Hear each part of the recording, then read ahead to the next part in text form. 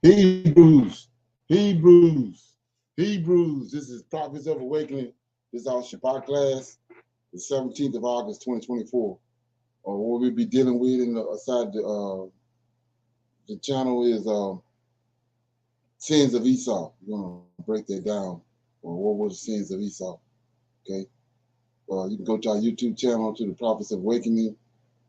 Check out our videos. We have over 1,000 or so videos that you can listen to, examine, and get the information out of it. Asking you to like, share, subscribe to the channel if you like what you're hearing and receiving. It would be greatly appreciated. Okay. Our hours of operation on Tuesday, Wednesday, and Thursday. Tuesday, Wednesday, and Thursday is from 7 to 9 Central Time, PM. And then we come on Friday nights for our Men's Advanced Bible Study, which is on Clubhouse. And the title of the room is Non-Messianic Conversations. That too is from 7 to 9 Central Time. Okay. So we have two two Bible studies, Sabbath classes on Shabbat. One in the morning from 10 to 12 a.m. Central Time. Then we have our evening Shabbat class where we close the Shabbat out. It's from 6 to 7 p.m. Central Time. So any of those times, you feel free to come in and join us and listen in or engage, however you feel the need to. Okay. For those that don't know, this is a non-Messianic channel, and we deal with the Tanakh and the Torah. Tanakh being the Old Testament, so-called Book of Remembrance, and the Torah is the first 5 books of the Old Testament.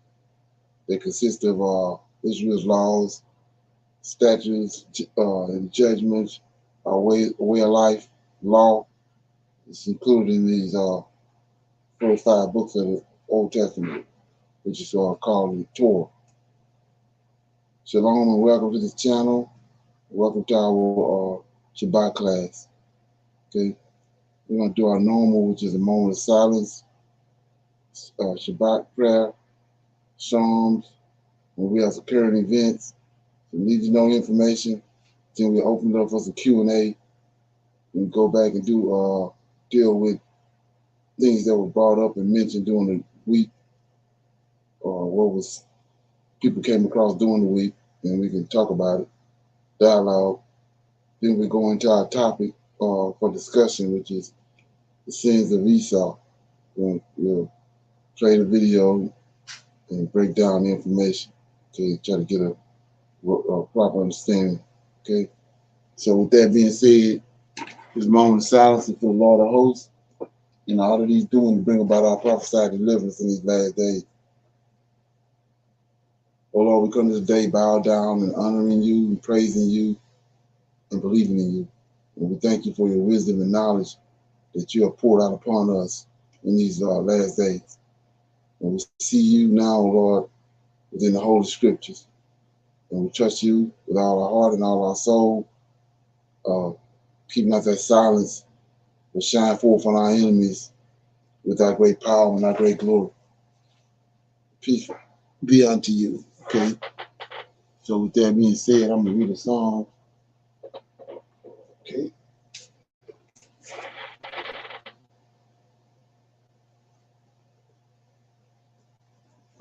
Okay.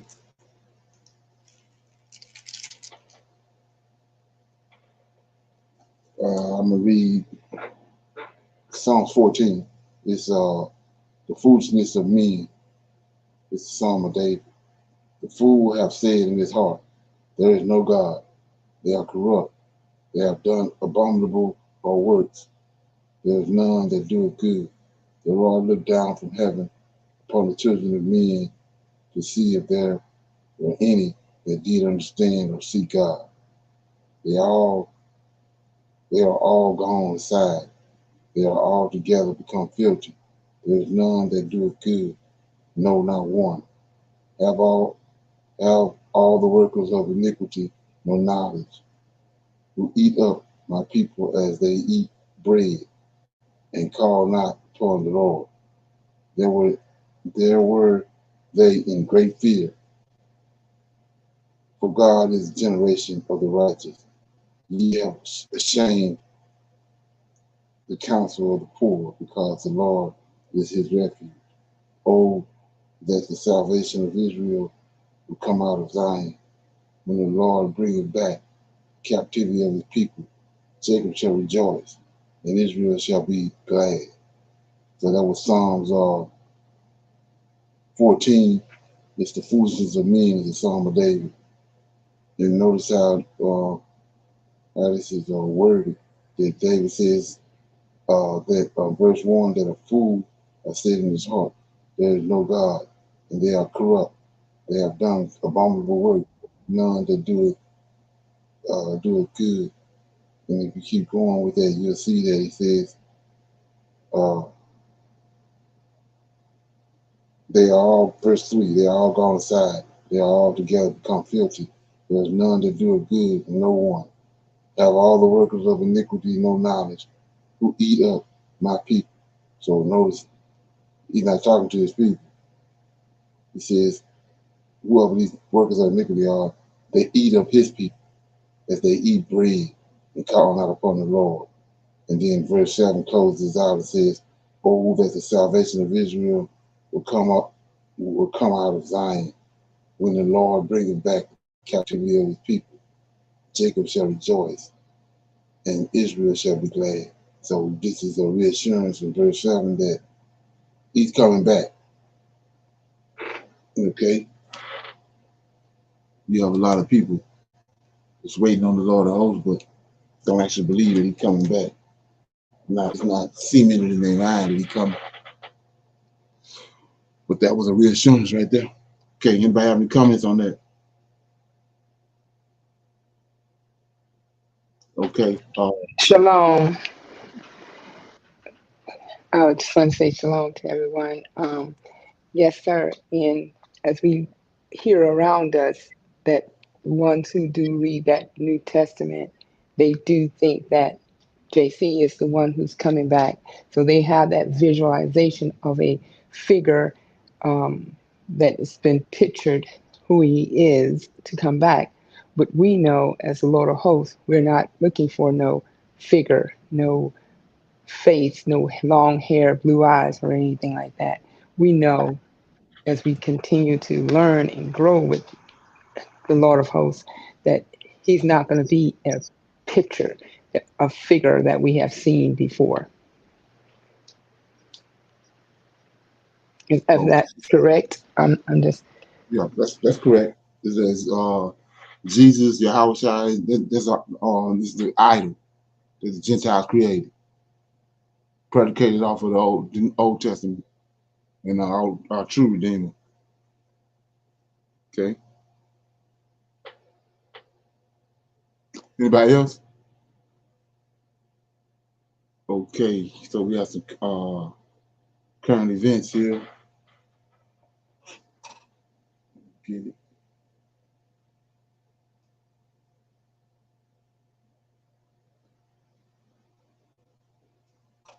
Well, the afternoon, the sun is high, and you go to turn on the lights, but nothing happens. No lights, no water pump, not even a fridge hum.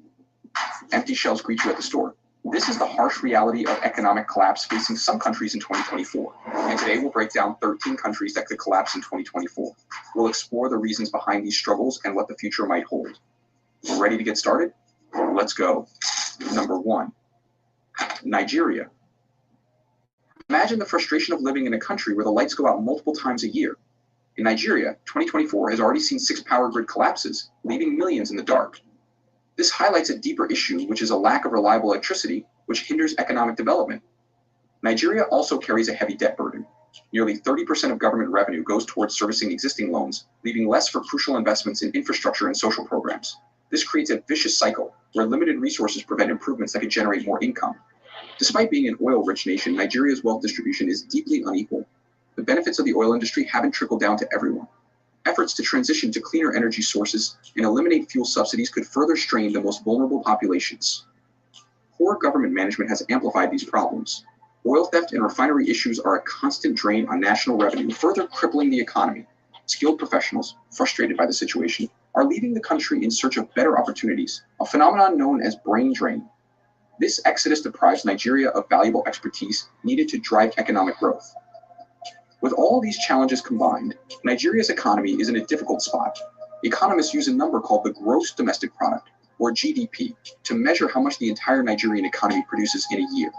Experts predict a critical rise in the debt to GDP ratio, reaching nearly half at 46.6% of the country's total output in 2024 and climbing even higher at 46.8% by 2025. This means for every dollar Nigeria produces, nearly half a dollar goes towards servicing its debt. Number 2, Lebanon.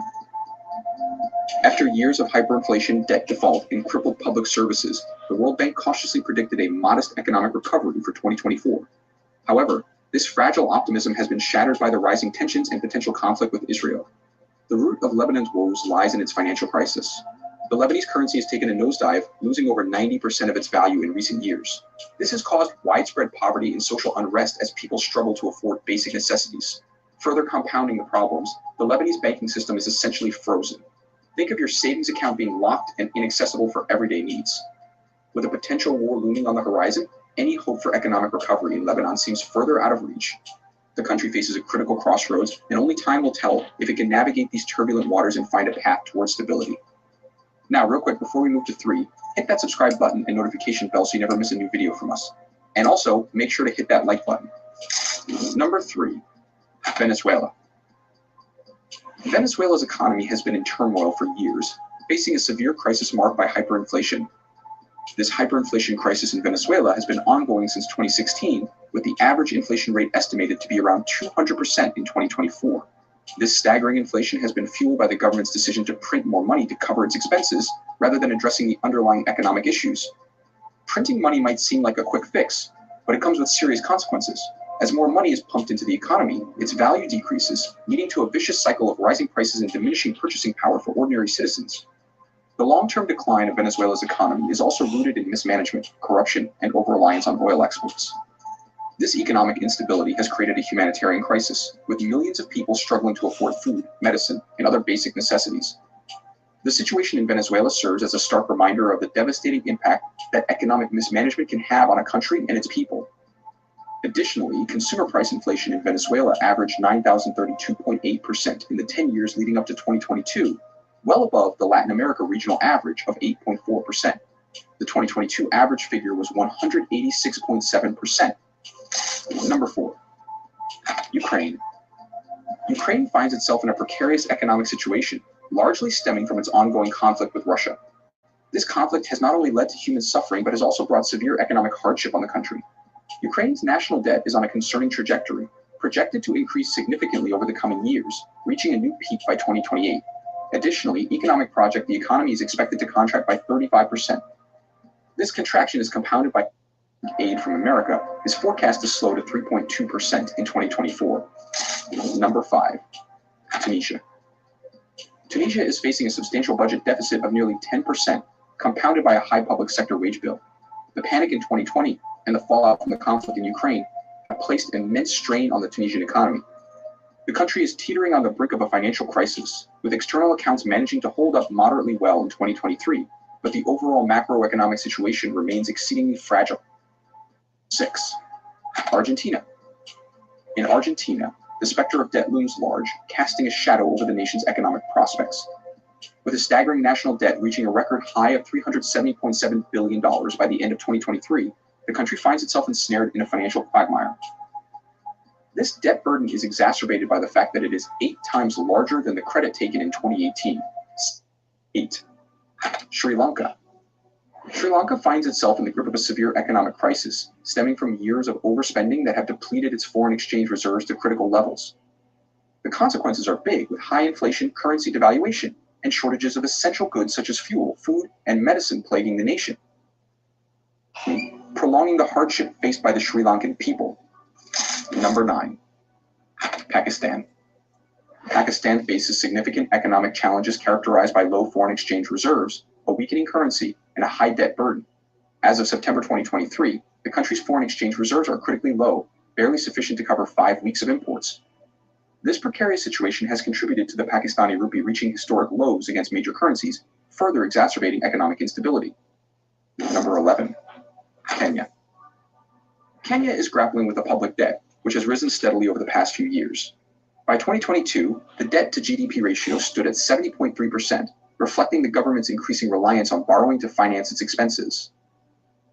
A significant portion of government revenue, about 30%, is allocated towards servicing this debt, leaving limited funds for essential development programs. The country is also facing a severe food crisis driven by a combination of factors including drought, inflation, climate disasters, and internal conflicts. These challenges have exacerbated food insecurity, with communities experiencing widespread livestock deaths, failed harvests, and malnutrition. Okay, so notice it says 13 countries that's going to collapse in 2024. There's a high possibility that they're going to collapse in 2024. We see what's happening in America, so you can add America to that 14. These just the ones they showing us. So what you're looking at is a perfect storm. So when it's not just if these countries is about to collapse on their own right now, just imagine what's going to happen when America collapses.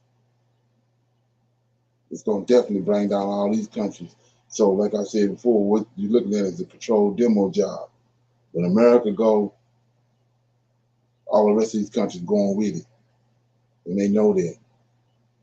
And like I said, it's a reason behind it because they want to bring in this final so-called utopia, whichever they didn't develop. And there's a lot of people they already been doing it, where they've been killing a lot of people. You just got to call it for what it is. Deleting is a more is an easier word, but they're killing all these people because of they believe that the world's population is too big, so they eliminate all these people, and they want to bring in from trial and error a more consolidated population, which is the whole reason for it is for them to create more money for themselves, not spreading the wealth. They want to kill off more people, less people they have to deal with, which is going to generate more money for them. And like I said, it's being accelerated now because of the technology, the AI, and all this stuff that came over with. Anybody have any questions or comments on that? Shalom. It's somewhat ironic because just like if you're rich and you have a product that you're selling, who's buying that product? Not the rich, the lower class. They're buying that product. That's why the person has accumulated so much wealth. So once they de-escalate or unalive with whoever, with however they want to do it, they're not going to stay at the top if they, kind of like unalive so many people. Um, I always, that was ironic when someone says, I'm rich and I don't have to pay attention to these lower class people, but they are the ones who buy their product. They're the ones to keep them afloat. It's my mindset that it's so crazy for someone to want to, down the people because they don't have the money. They don't have the money because they're buying your product, keeping you afloat, keeping that person rich and getting more wealthier. I said Okay. that to you. Yes, sir. Okay. Okay. Seven cities. You will know which 7 U.S. cities are on the brink of collapse in US 2024. So you can get out while you can, because if you're thinking about investing in a new city or making a big move, you want to be aware. Right now, you're looking at the most current U.S. migration chart, and it tells us which cities people are fleeing from. The people that live there, they already know what's coming, so they're voted out. I mean, imagine pouring your hard-earned money into a place that's destined to fail. Your grand plans could be heading for disaster before you ever get started. But don't worry, I got you covered. I'll reveal where you want to steer clear of and why, so you can make smart decisions and protect your financial future. If you haven't already, hit the subscribe button and ring the bell so you never miss an urgent update from Epic. City number 7, Boston. It might seem like a hub of innovation and history, but it's facing a mass exodus. The rising living costs and stagnant wages are pushing people out. Plus, the city's infrastructure is aging rapidly, leading to frequent breakdowns and high maintenance costs. So if you're considering investing here, think again. The economic outlook is not that great. It's not as bright as it seems, because its main issues are: 1, the rising living costs. The median home price in Boston has soared to $765,000 as of May this year, with listing prices even reaching $1 million. So this makes it one of the most expensive cities in the U.S. The price per square foot is also very high at $965. Number 2, stagnant wages. Despite the high cost of living, wage growth in Boston remains sluggish. Recent data shows that wages have only increased by about 2% annually. That's far behind the inflation rate, exacerbating the financial strain on its residents. 3, got infrastructure issues. Boston's public transportation system, the MBTA, continues to face significant challenges. This year, issues such as delayed maintenance and safety incidents, they persist, causing disruptions and highlighting the need for substantial investment in infrastructure improvements. City number 6, Chicago. Once the bustling heart of the Midwest, Chicago is now grappling with high crime rates and a declining population. Businesses are fleeing, and the real estate market is becoming increasingly unstable. For investors, the risk really outweighs the rewards here. And it's sad to say, but Chicago is on a downward spiral. Its main issues are: 1, crime rate. Chicago reported a significant decrease in homicides early this year, with the number of homicides falling below 26% compared to the same period last year. However, the city still experienced 130 homicides by mid this year, highlighting ongoing safety concerns. 2, the declining population. The city has lost over 45,000 residents since 2020, continuing a trend of population decline. This exodus is driven by high crime rates, economic instability, and better opportunities that are elsewhere. Number 3, business exodus. Major corporations like Boeing and Caterpillar, they've announced moves out of Illinois, citing better business environments in other places. This trend reflects broader economic challenges and further weakens the local economy. Listen, most banks, they don't want you to know about this, but if your credit score is 680 or better and you have no recent collections or bankruptcies, Chase is offering 0% interest capital for real estate investments and business. Despite inflation, high rates, and recession fears, this program is still available. I've secured up to $150,000 for my prime clients through this program. Qualified, 30 seconds or less. Your social security number, it's not needed. In fact, you don't even have to talk to anybody. You can get your approval number instantly at nocostcapital.com. Big shout out to them, by the way, for sponsoring this video. But regardless of how much money No Cost Capital gives you, do not use it in city number 5. That's Washington, D.C. Even the nation's capital isn't immune to decline. Skyrocketing house prices and political instability, they make D.C. a less attractive place to live and invest. Many residents are seeking greener pastures, and the local economy is starting to feel the pinch. So think twice before you're putting your money here, because its main issues are: 1, housing prices. As of June 2024, the median home price in Washington, D.C. has reached $700,000, with listing prices around $615,000 and the sales price averaging $591,000. This continues to outpace wage growth significantly, contributing to financial strain for many residents.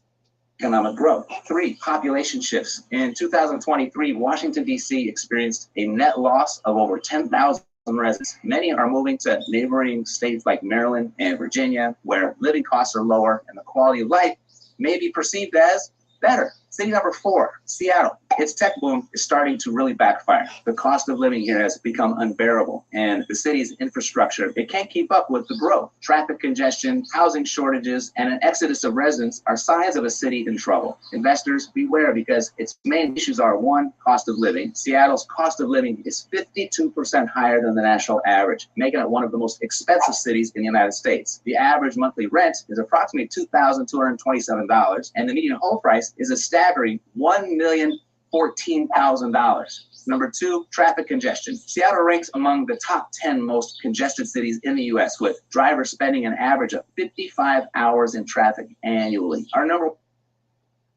1 year. 2, exodus of residents here as well. Between 2020 and 2023, San Francisco saw a net loss of nearly 100,000 residents. This exodus is driven by the high living costs, by safety concerns, and a declining quality of life. And the 3rd is the volatile real estate market. The average home price in San Francisco is dropped by 10% over the past year, highlighting the instability in this market. Despite this, the median home price remains extremely high, making affordability a persistent issue. City number 2, New York City, the city that never sleeps. It's facing some sleepless nights, however.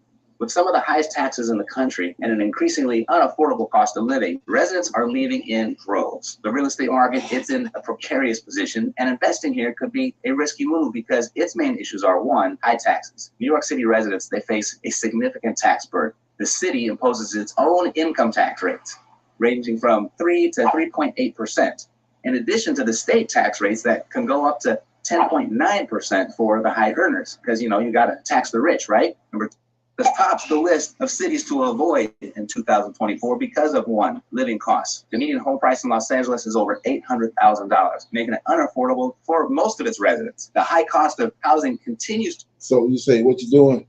So you can see right here, 2 things I see when I listen to this. First one is a lot of these cities are up around where America started at, around Boston, where the 13 colonies at, which is Edomites, because they're the ones that came here. In the 13 colonies predominantly consisted of Edomites that came here. That's why when, like I said, when George Washington got in trouble during the Revolutionary War and he's about to lose his army because he didn't have no funding, he went to these people, the Jews. That's why you see all these symbols, Jewish symbols all over the dollar bill, because they made that pact with them, because these Edomites saved him. They had the money. They gave him the money for him to feed his army, to pay the army and all that. So most of these cities are up there around that region. But like I said before, he's driving people out of the cities. He's attacking the cities. Like he attacked Sodom and Gomorrah. He's doing the same thing now. He's attacking these cities because he don't like cities. Driving people out to the rural areas where they're not, cities becoming unbearable. It's a project that's went awry. Bringing them down. Okay. So with that being said, I got some need to know information. If you want to, we talked about this over and over again, Isaiah 53, but we'll check out this guy's take, and then we'll talk about the conclusion that he came to, who it is that we're dealing with in Isaiah 53. I thought it was pretty interesting, so we'll check it out.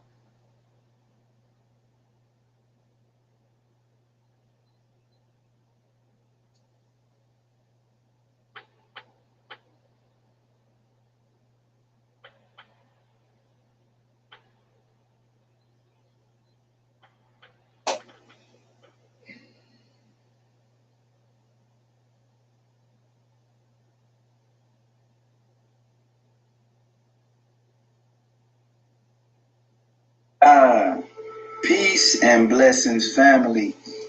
I'm back at it again with another scripture meditation. We're about to go over the Tanakh. We're about to expose the truth.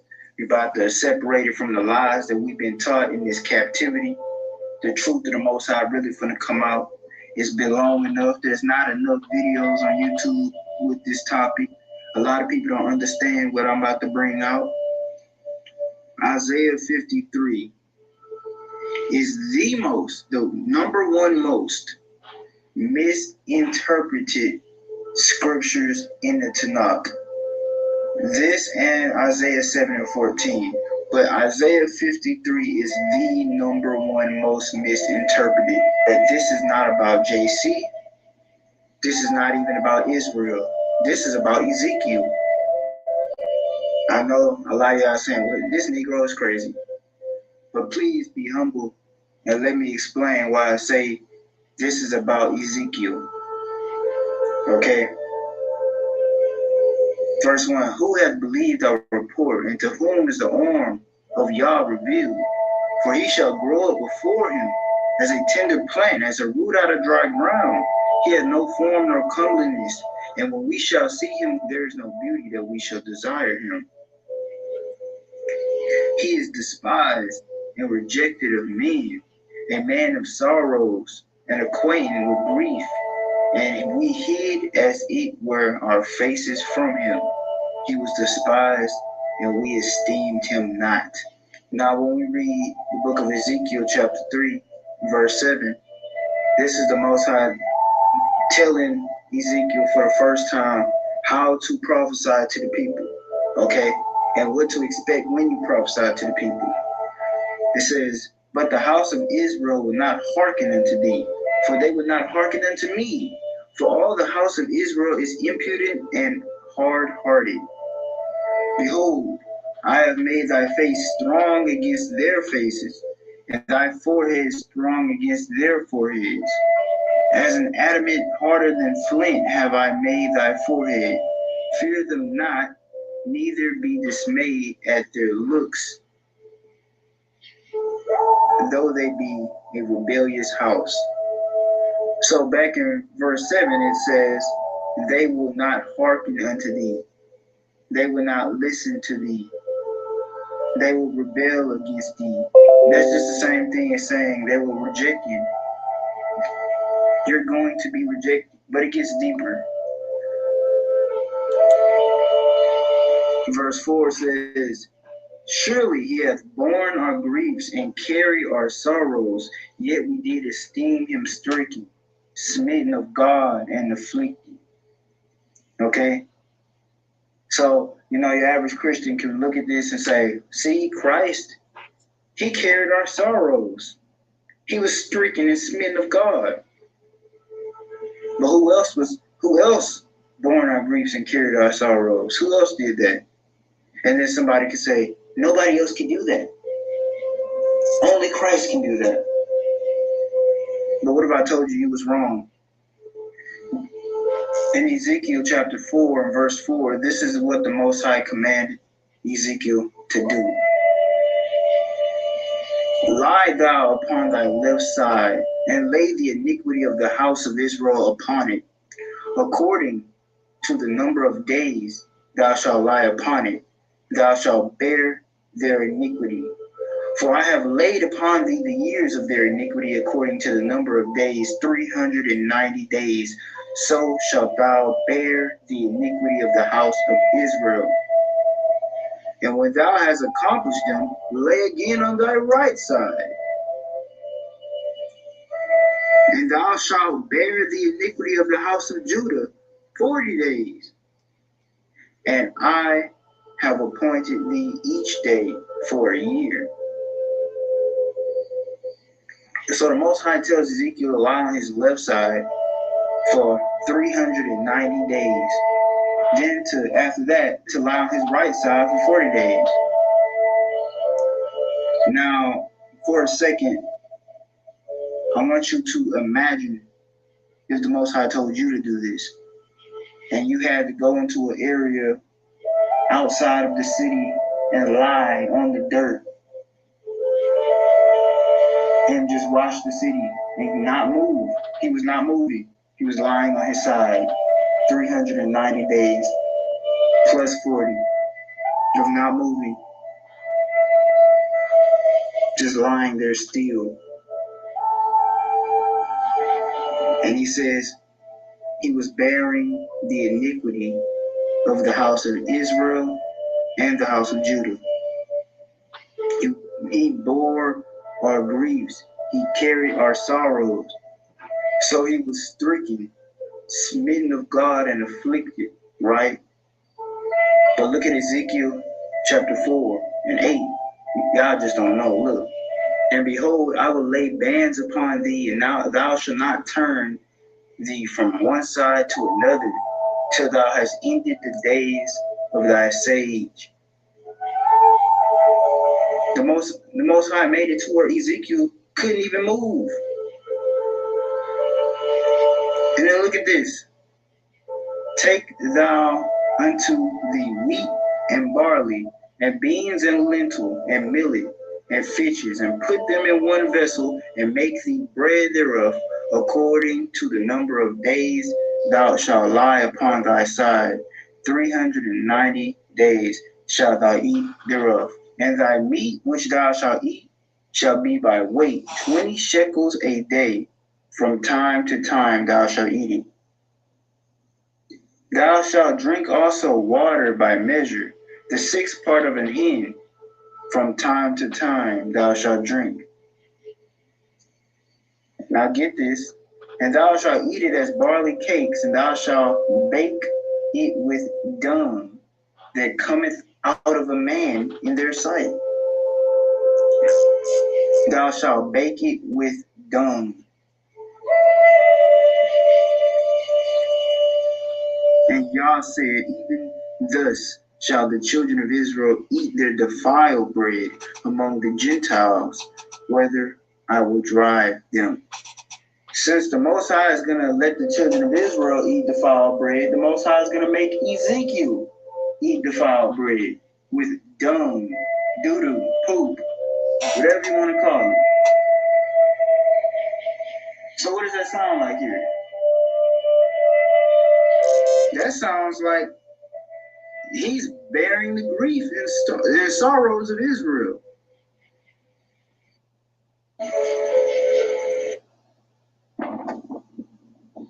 Any comments so far? Shalom, everyone. Brother Leonard, when he first started out, right, he was speaking of JC, right, and he was saying who else, right, can bear the iniquity, right? So Yeah. he was off right then. So Isaiah 45:5, right? I'm Okay. getting there. Excuse me, everyone. I'm getting there. Isaiah 45:5 says, I am the Lord and there is none else, right? There is no God besides me. I girded thee through, though thou hast not known me, right? And then number 2, I and he's in Ezekiel, right? Chapter Right. 4, Okay. right? Is he speaking of the Most High in this, saying that he's bearing the iniquity? Because I was getting the understanding that this was Israel destruction is being predicted in this chapter. Right. Well, he's talking about that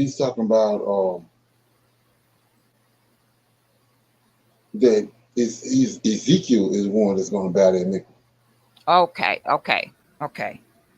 And it's because that's why he went to Ezekiel chapter 4.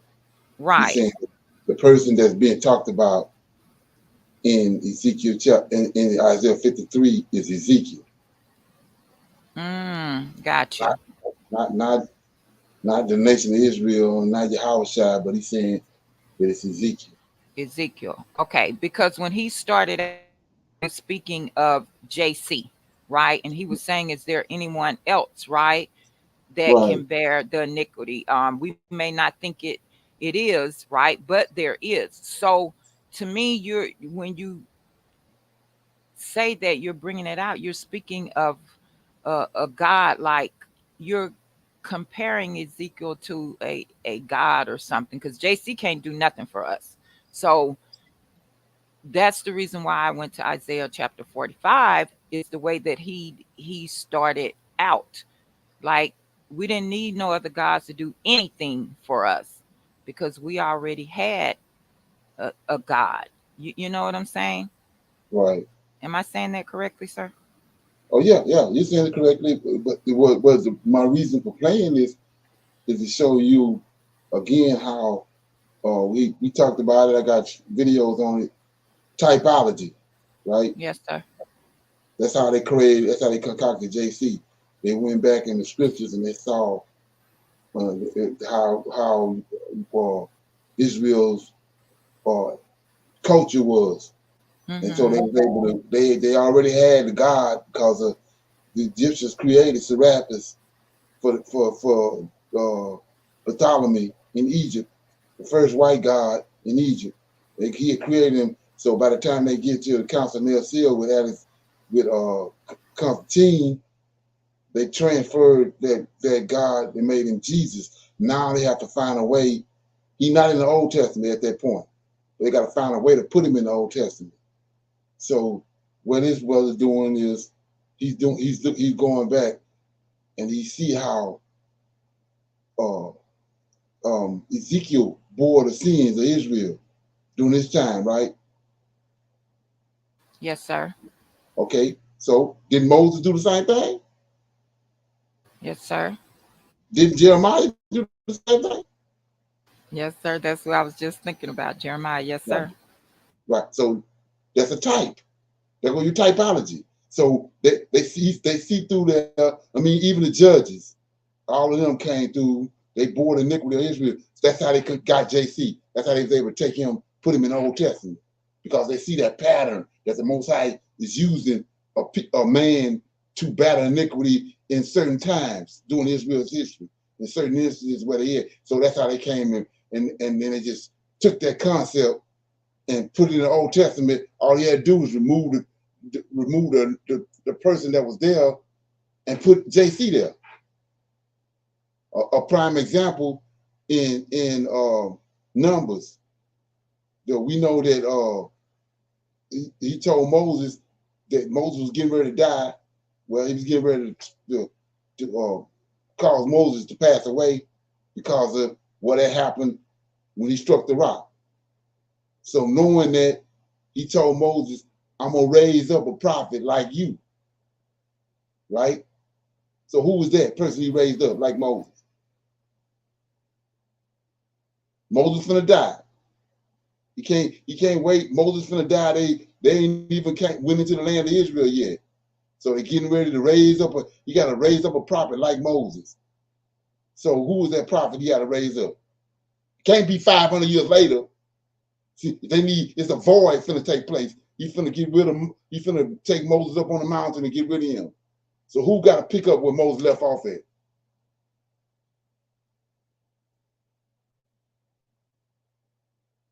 Joshua, right?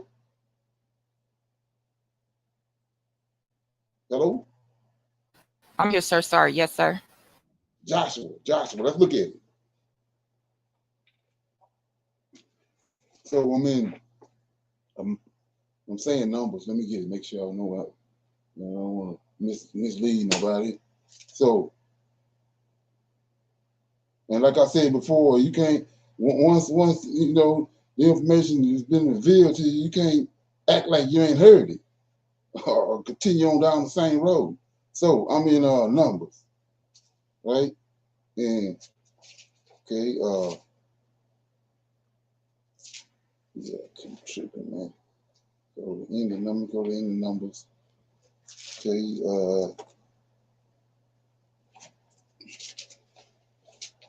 okay, maybe Exodus. Okay, Deuteronomy. yeah, Deuteronomy. That's where it's at. No bad. Deuteronomy So 34. Joshua, the new leader. well, it's before that, but let me get there. So in 34, death of Moses.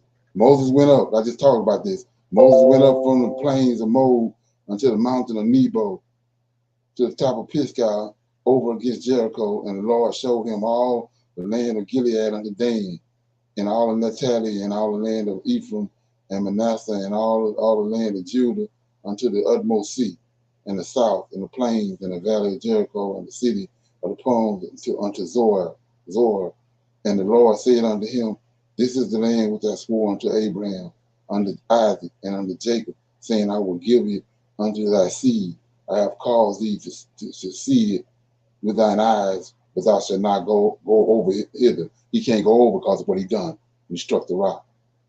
So Moses, the servant of the Lord, died there in the land of Moab, according to the word of the Lord. So it's a void right here. Once Moses died, they need a new leader. And they need a leader likened unto Moses. So the only way you can get a leader likened unto Moses, he had to be under Moses' guidance while Moses was alive, right? So you keep going. he burned him.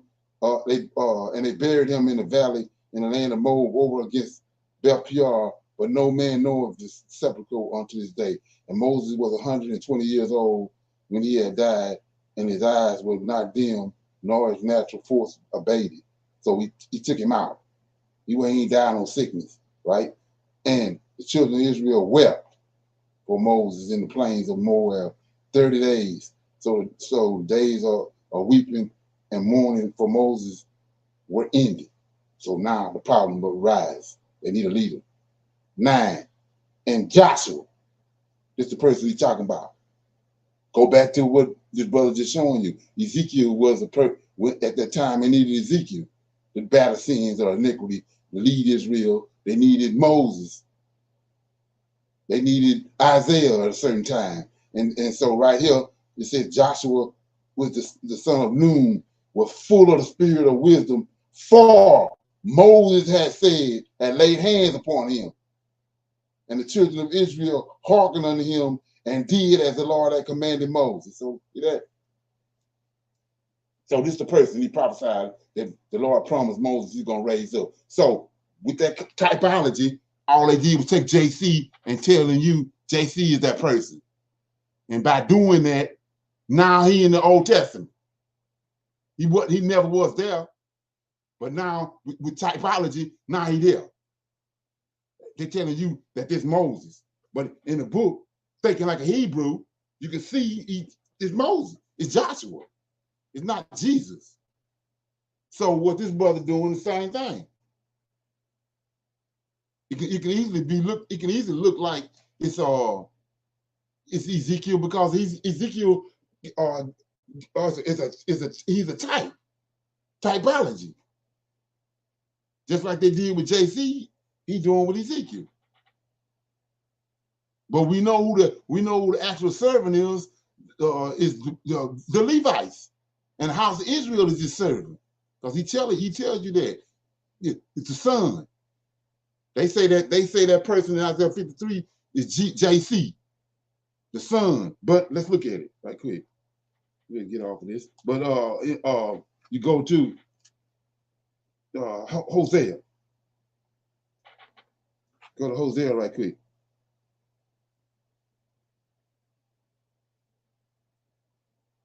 Okay, let me get it. Hosea, chapter 11. Like I said, when this information is brought forth, you can't continue on the same road in ignorance. So right here, when Israel was a child, this chapter 11, Hosea chapter 11. When Israel was a child, then I loved him. Him, the same him that's in Isaiah 53. When Israel was a child, I loved him and called my son out of Egypt. So here go the son right here. So that's the same son over there in Isaiah 53, the suffering servant. Same characteristics. Like I was saying, this how they looking at our scriptures and they use typology. They took Serapis, made him Jesus, which is when they came to the council of Nicaea, they had like they came down with, they had started out with 5 gods. Because we had 16 crucified saviors before JC. So they was the one brought to the table. They had reduced it down to Krishna, the Indian god over in India, because the population of the Indian people from that time, they are ancient people. So they had that region. That god was well known, Krishna and Zeus. So Constantine said, let's add both of them together to get the maximum participation from the people. Once they created them, Krishna, Zeus, JC, Jesus the Christ. That's how they got it. After they got that, they took and went back, looking at typology. They was able to pluck him in all the places in the earth, in the Bible. Another example, then we'll get out of it. I just showed you right there who the son is. You can't put no whole nation of Israel on the cross and stick them in the side with a spear. Okay? So let's keep going. You go to Genesis 18, right? When you go to Genesis 18, okay, and it's right here. Like I said, it's proper English. And like I said, the Israelite, because that's what this book is about, the Israelite. I ain't just talking to Israelites. He ain't talking to no Europeans. These angels ain't coming down talking to no Europeans. They ain't talking to no Chinese. None of that. No Israelis. So he says, and the Lord appeared unto him in the plains of Mamre, and he sat in the tent door in the heat of the day, lifted up his eyes and looked, and lo, 3 men stood by him. And when he saw them, he ran to meet them by the tent door, and he bowed himself toward the ground. And then these 3 men, we know, it's 3 angels.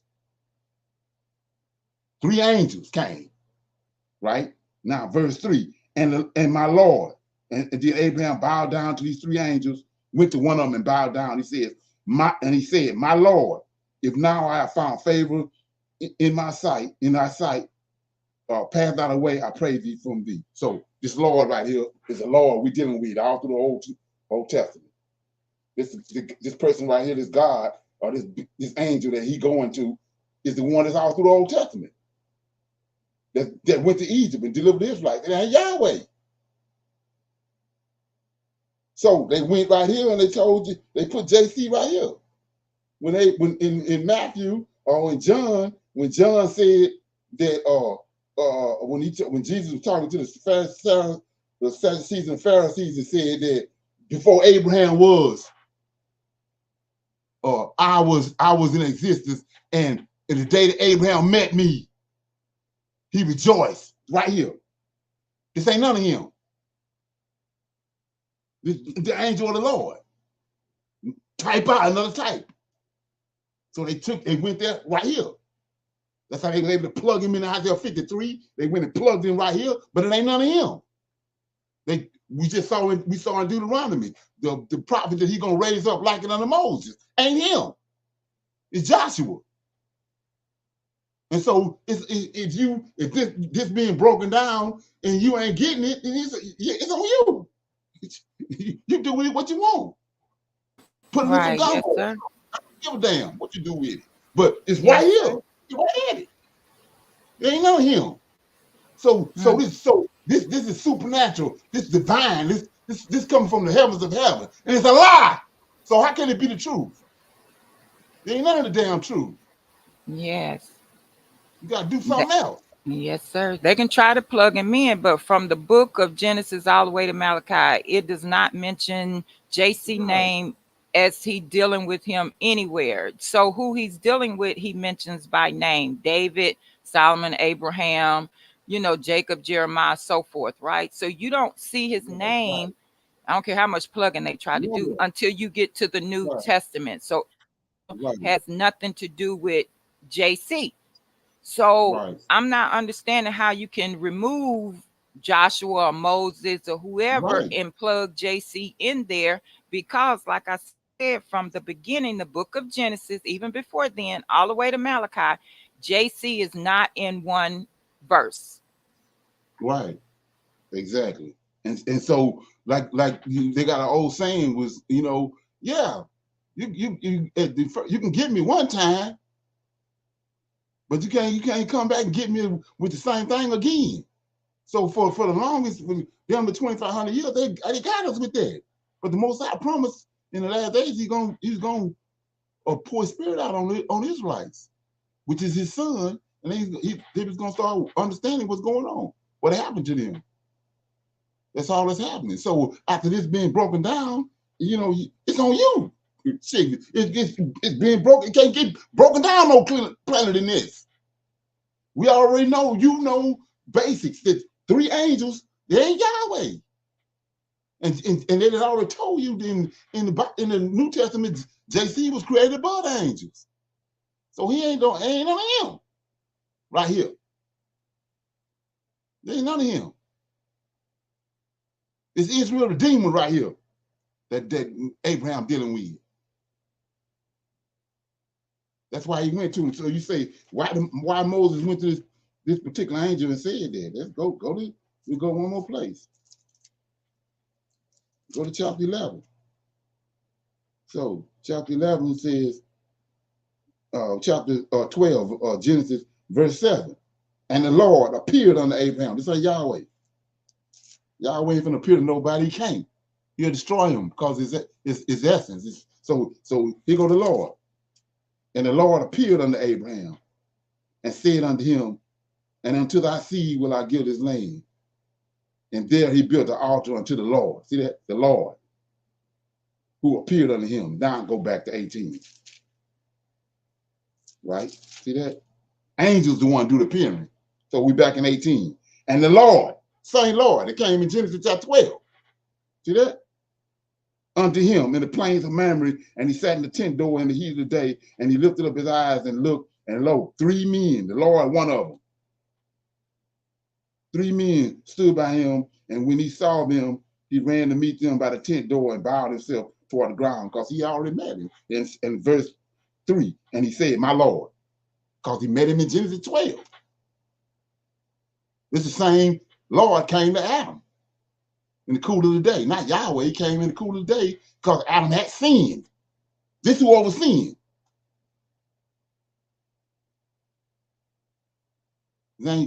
So this understanding that was taken away from us as Israelites when they concocted JC, who our God is, who our Redeemer is, who the Lord of hosts is. This how they ruling. This is why we on the bottom and they on the top. Because the person that do all our bidding came and got us and out of Egypt and made us rich. We spoiled the Egyptians. This is who it was, not JC. This who came to Amalek, made Abraham rich. Took Joseph, Jacob to Laban's house and made Jacob rich. So he ain't in the equation no more. They took him out of the equation. He volunteered to get out the equation. That's why we broke.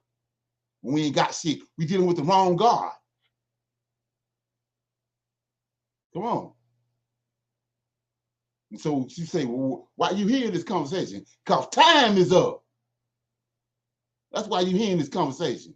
And it's on you if you don't deal with it. Okay? Yes, sir. That's how it go. We so close to I got my hair standing up on my back. Come on. So with that being said, I'm gonna open it up for some Q&A. Anybody have any questions, comments, or anything, any dialogue?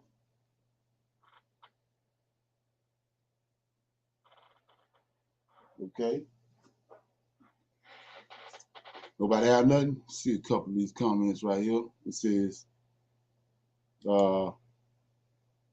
they took Black History book and turned it into a religion.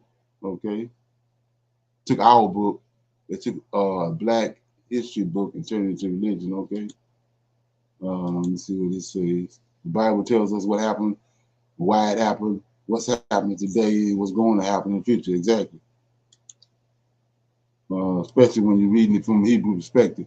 We literally living in the last days of this wicked Gentile kingdom. Okay. So with that being said, we're gonna move forward. Okay, like I said, anybody have any questions, comments about last night or during the week, or anything you came across while you was dibbling and dabbing and searching out things? Anybody have any questions? Okay, we're gonna go to this right here and try to break it down. Okay. I was showing you how that I broke down what the hand of the Lord means, right? How you can see his hand in things. So we're gonna see if we can see the hand of the Lord. Masa is known for artful design. See if we see the hand of the Lord in this right here, this video. Okay.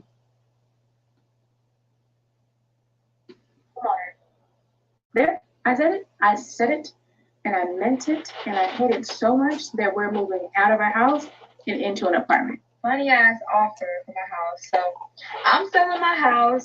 I'm tired of being a homeowner.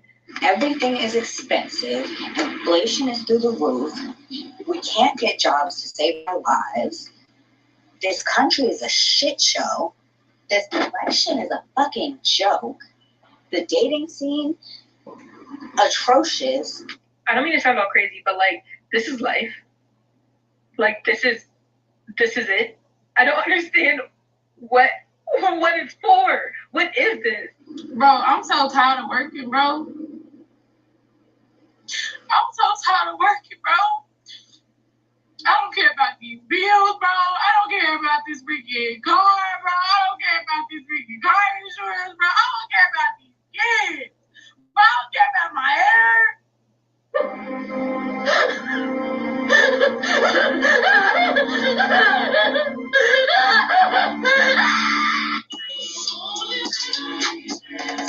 It's always funny that 3 to 4 years ago, we saw a lot of single women being encouraged to purchase homes only as a way to up one on men. We all remember a couple of years ago when the stats came out that single women are stepping into home ownership at a faster rate than men. The majority of home buyers these days are single. City girls are up 1,000 points on this one. We did a big one, and he is 100% right, sir. And I have purchased not only one, but 2 homes in my lifetime, both times as a single woman. I have 1 child. I have never been married. And I did not have a co-applicant that was a boyfriend or anything like that on either one of my mortgage. So what you heard so far, these are the reasons why you can't hear the word. It's on both sides because of what they did to us as a people. But you can't hear the word because of, first of all, the Most High says that when Achan did what he did, he passed all of the Israelites before him. They had to pass before him so they could figure out who it was that took the gold out of Ai. So when you read that, the man, the house, he passed every man through there because every man got a house. Didn't the woman have a house? She fall under the man house. The white man got them. See this right here? They think the children theirs and the house theirs. Look at this. Loan applications. What I am noticing though is You that think it there ain't are nothing, so many but it's women major. that are applying for these home loans See that? for their $350,000 house or their $400,000 house. They are so prepared. So when the word comes, we can't even hear the word. I don't know if men feel intimidated. I don't know what it is. But not only are they Yahweh, to it, they're getting Lord the host. bag by having not just 1, but 2 full-time jobs. So you see that? She was encouraging the sisterhood to go out there and work 2-3 jobs to pay for that $400,000 mark. Check this out, what's But happening. it looks like a lot of these women are realizing that they have stepped into a pile of because they can no longer afford these homes, or they realize they can't maintain the home. Let's get right into this. I love being a Hand of the homeowner Lord. until it's time to do, like, I call it the manly stuff, like the snow, the lawn, go take out the trash. Like, as a single female, I feel like I should have been a little bit smarter and maybe got a condo or something where all this is included in the HOA, or I don't have to take the trash can out that far. Yes, I know that I can just go call someone and have them do it, but I don't want to go in my pocket and have to pay for it. I don't know, maybe I need a condo or a man. Buying a house is like one of the worst investments you can make. I'm here to tell you why. Let's say you buy an average house, $400,000, 3% down, and your interest rate is 4.5. You will not guess how much this will cost you. Over the life of this loan, you will be paying $319,000 in interest. You're literally almost paying double for the house, right? Because the house is $400,000, and come on now. That brings the whole total to $827,000. So almost $1 million for a $400,000 house. I bought a house. Ridiculous. Invested a ton of money into a house in California. It doesn't fit. This is not where I'm supposed to be. That's awesome. That's fucking. The house is on the market. It's up for. So what we're looking at is every time Esau show up, like I said, it's a reason he gave you JC. It's a reason he pushing all this issue right here with the LGBTQ. It's a reason he pushing the woman up on top. Cause he didn't get filthy rich on accident. He's the culprit behind all this. Now that we're in the end times, the Most High is opening everybody's eyes up and seeing exactly what he's doing and how everything has been set off course. For sale. I moved here 2 weeks ago. That's just insane. But my soul is like, Right. It's just like you needed to go into this home theme. And the only way that we were going to get you into this home theme is to really mess you up. Guys, look, if you don't naturally love DIYs, being handy, living an unsoft life, like home ownership really might not be for you. And I'm not saying don't invest in real estate, please do.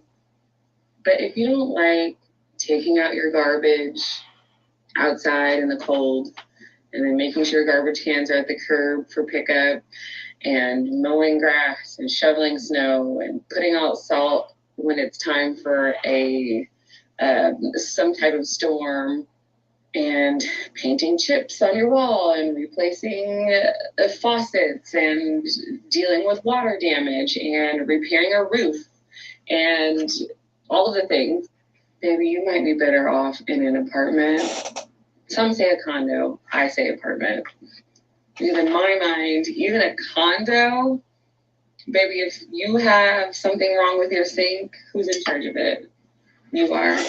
And instead of getting your nails done, you're worrying about finding those replacement parts and finding someone reputable to come into your home and fix that for you.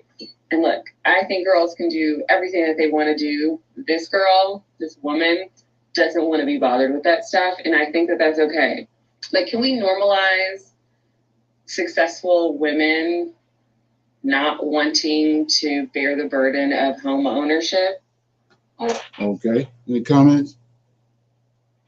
So we look at the hand of the Lord. Shalom. Yes. Running everybody out of the cities. Go ahead. Shalom. Shalom. My phone was acting up, so I did not hear all of what was going on, and forgive me for that. I came in on the end part of homes, and yesterday, Vice President Harris promised $25,000 down payment to aid your first generation home buyers, and Right. she was in North Carolina. That's something we are coming off of, that narrative. I mean, I wasn't in on the first half, so did y'all mention that? No.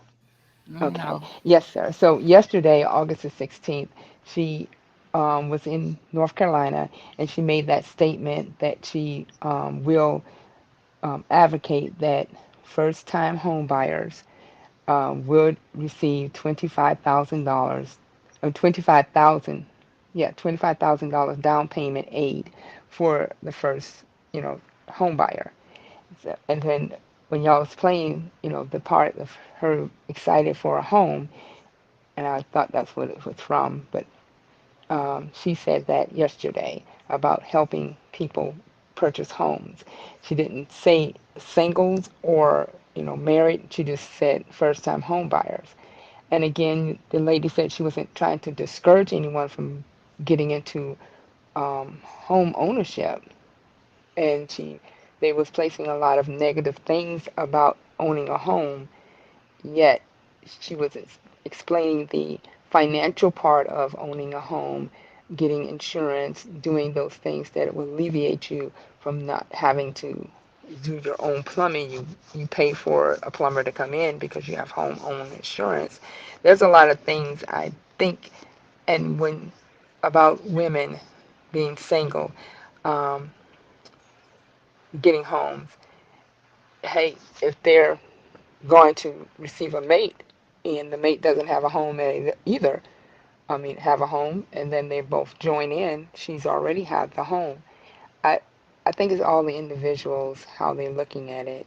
And you were saying, um, and I caught on when you was talking about Esau, about bringing everything to, having the women, single people, and the LGBTQ. I'm sorry, I said the letters wrong. Um, can you repeat that part? Because I'm sorry, my phone was Well, acting up. the purpose of the video is to show that who, by having women purchase houses, who the beneficiary, who actually benefits from that? Esau. So why is Camilla Harris locked in the situation that she in right now in this election. Why is she concerned about home buying? Cause the economy going down. So she's not concerned about people having houses. This society, the Lord of Hosts is bringing this place down, and Right. he's trying to get. So he can't get. You already destroyed the Israelite man. He can't go get no house, but these women can. They done built it up. They done built it up in their mind that the home is their home. But the scripture tell you, each man, the male, got a household. So, but he Head of ain't. the household. Yes. So yeah, that means the house too. Yes, So, sir. so, so that's actually a rebellious spirit. Because a lot of emotion, when you actually look at it, they want to go get the house to prove they don't need no Negro to get a house. I can get it.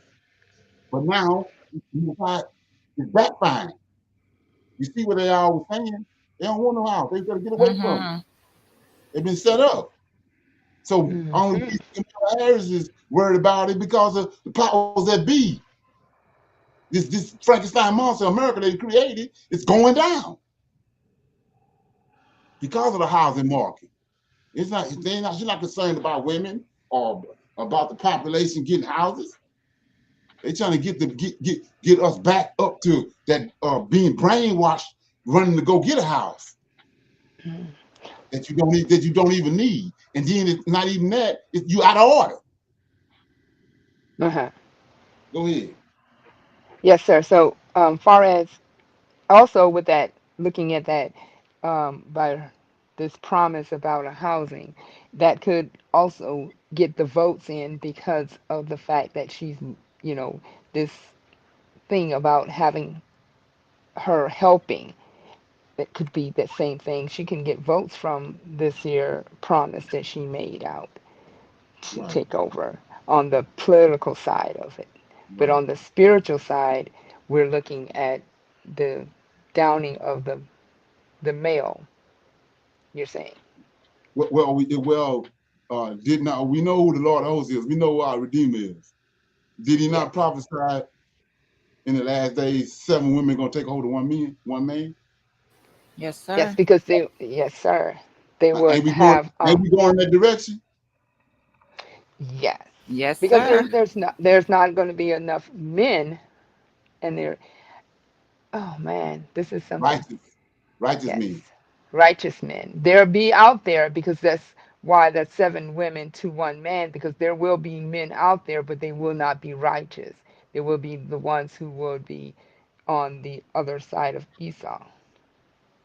Uh, Well, you take away the New Testament, take away all Hollywood and all these ideologies, that is what our Redeemer doing. mhm. He's taking away all these distractions that's got us where we at, and the division that's between us as males and females. He's taking all that away. When all that go away, that's where we're gonna be at. 7 women to 1 man. Like I said before, the powers that be and this system that they created is the reason why uh, we where we at. We got laws, statutes, and judgments that they ain't even been reckoned with because of the delusion that we in on Yes, both sir. sides. So may I say this, and Yes, hoping sir. get an understanding as as the men side of things. Right. Are they throwing their hands up and not fighting for it?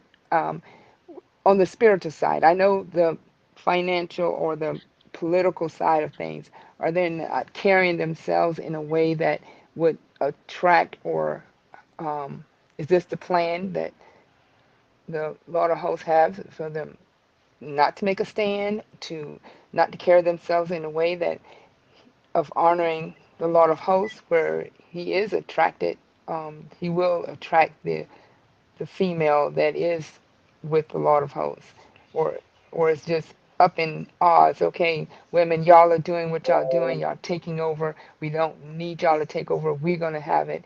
You're relying on the government. You're just dishonoring us, or is there something that they can do?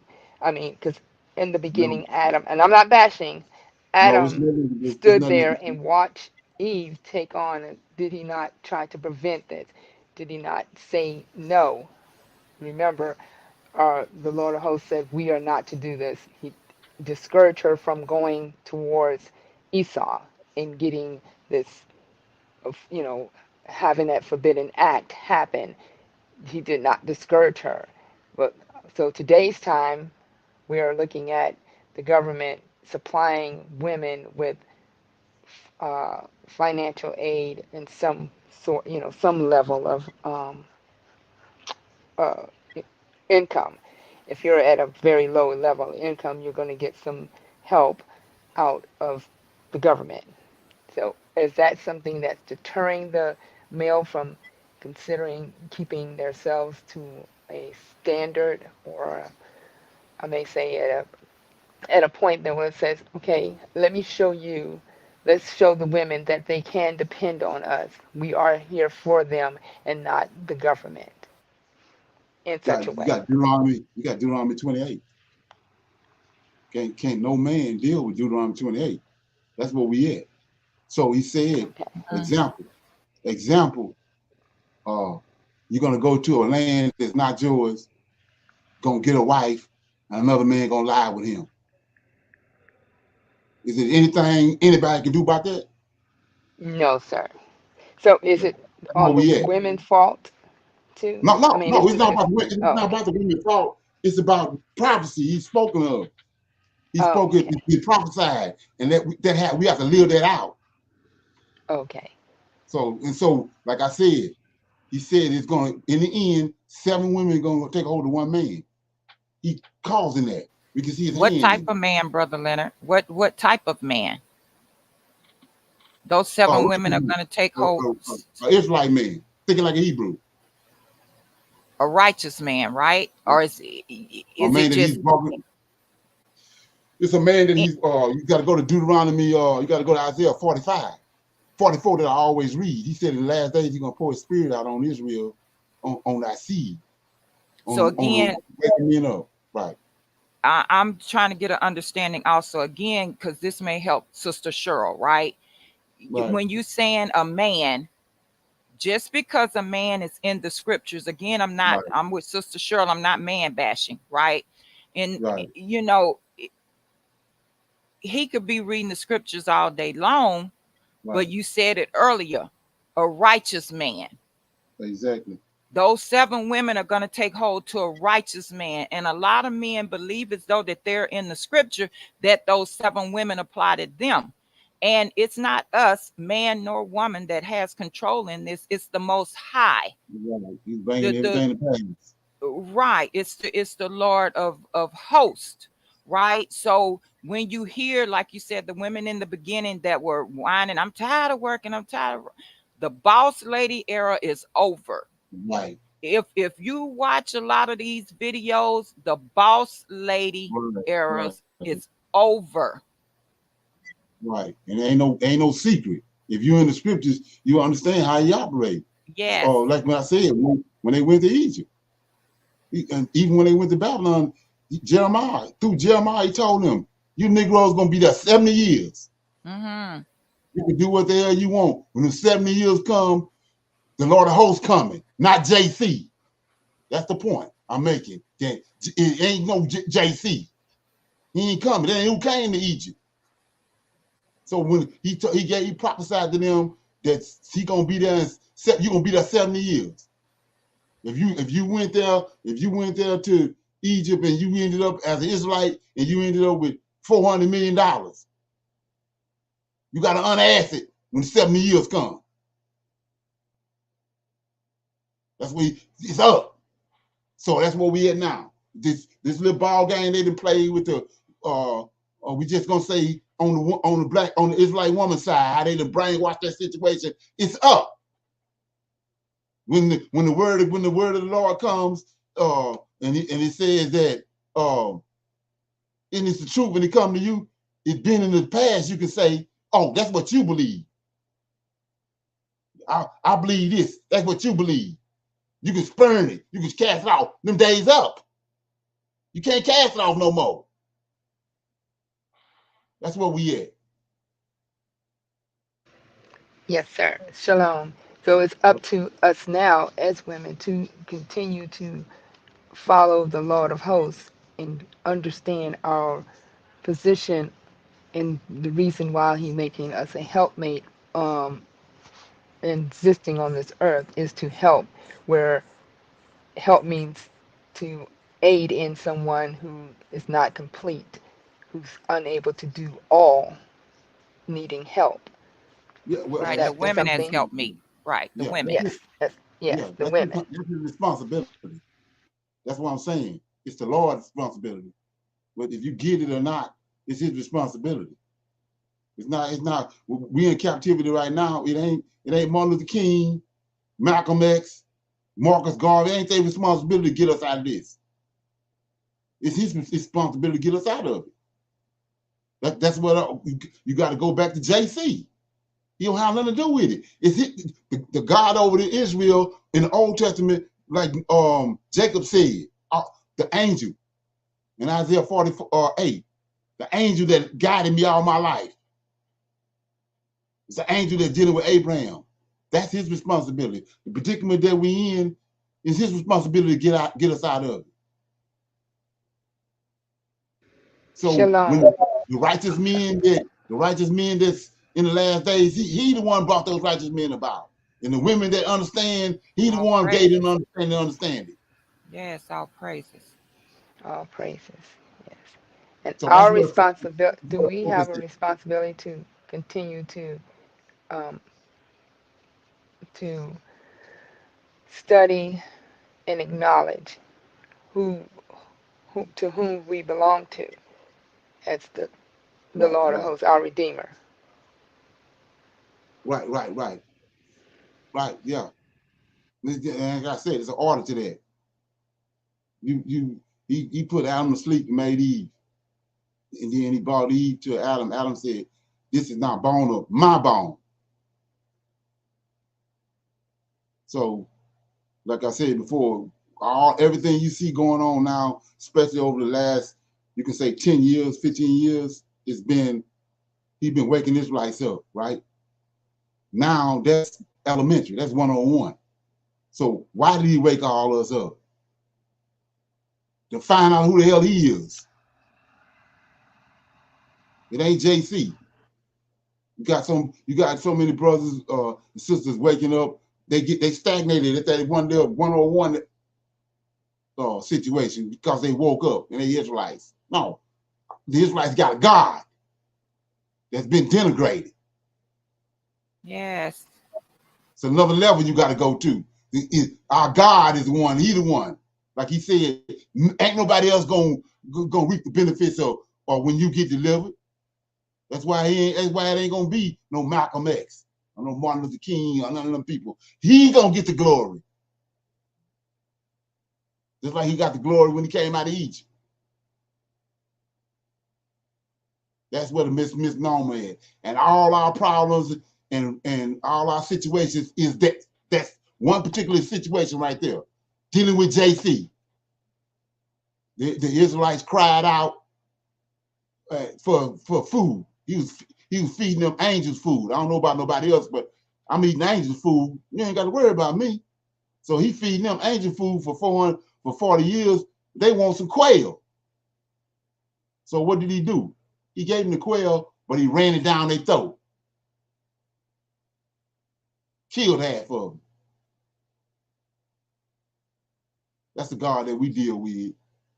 So you have to walk real light when you're dealing with him. It ain't no, I got this option or you got that option. No. It's a right way and a wrong way, and the wrong way will get you hemmed up. Eventually, like I said, it was for the longest they was able to say these things, do these things, think a certain type of way. Now we see what's happening when the Most High hand coming down. His prophecy is being fulfilled. That's how it worked. That's how it always worked.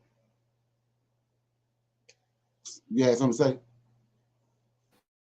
Yes, sir, Brother Leonard. I was just going to say, we really have to understand, and Sister Shirley, I hope you kind of understand what I'm saying with this. For being disobedient, right? The Most High told us, it was spoken, what was going to happen to us. So, what is happening, and what we see when the women, especially I'm saying black, right?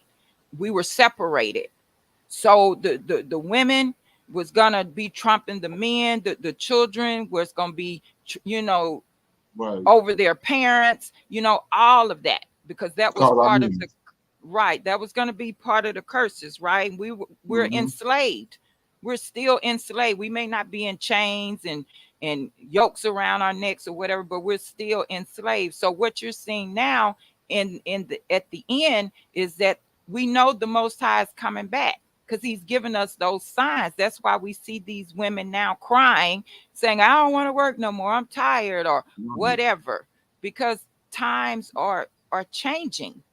Right. So we have to realize, like Brother Leonard said, it's not meant for the women to have a house. Right. It's going to eventually cave in because it's not part of our law, statutes, and judgments. And like the brother just said, yeah, he done brought that to pass. That women gonna rule over us and children gonna. We coming out of that right now. Yes, sir. That's all part of what I'm saying about the house. You running to get in the house, you're not even really understanding what it is, but you trying to prove that you don't need no man. I'm gonna get a house. I don't need no man to get a house. But that ain't what the scriptures say. Shalom. Yes, well, thank you guys for enlightening me on that. And also, with that same token, the males are there this having to say they don't need a woman, they don't need a helpmate, they can do it on their own. Is it time for them to stop having a helpmate with them? Um, No, that's coming to an end too. some of them are not wanting to, um, you know, because of the fact that women having their positions in doing things. They say, well, you're going to need me, I don't need you, kind of narrative. Or I know Yeah, you that's, said that that's this is already ordained, this is already prophesied that we're going to be doing what's happening now. It's going to happen. So again, no fault to the man or the woman. It is the way the Lord of hosts making this happen. And as we are moving accordingly to the prophecy, this is what I want to on know. both How can sides. we like On back both up sides. off of that? Yes, sir. Both Yes, sides. on Both both male sides and of making female. it You can see happen. his hand. You can see his hand at work. Both sides of the equation. Yes, sir. Because everybody on both sides they got excuses Right. about not dealing with the scriptures. When the truth comes, can Hmm. somebody read Jeremiah 31:22? Jeremiah 31 and 22. 22. Right, How long wilt thou go about, O thou backsliding daughter? For the right, Lord hath created a new thing in the earth. A woman shall compass a man. exactly. Ain't we witnessing that? Ain't we in the midst of that? We coming out of that. Mm-hmm. Yes, sir. It's coming on out. Coming out of Yes, that. getting away from it. Right. So yeah. So we got about 30 minutes left. I was going to deal with the sins of Esau a little bit. Anybody else got any comments on that before we go? No, sir. Okay. I'm gonna play some of this and then we'll break down some of it. I'll finish in the evening Shabbat.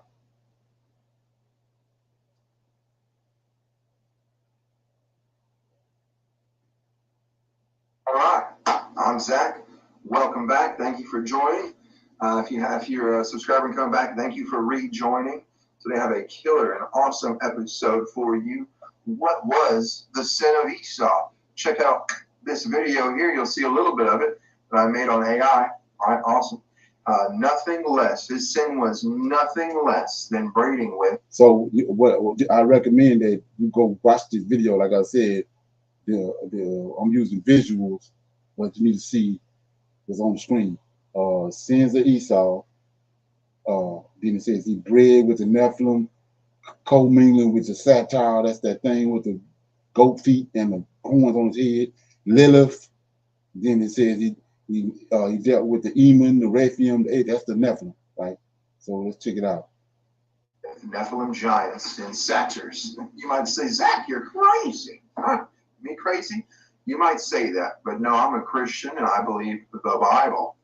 And today I'm going to show you without a doubt that not only did Esau and his neighbors bow down and worship these giants and these beasts, right? But they made their bed with them. They got real close and personal with them. And because of that, they bowed down to them, right? They bowed down to him, made their bed with them, and hand in hand they entered destruction with them, right, together to Sheol.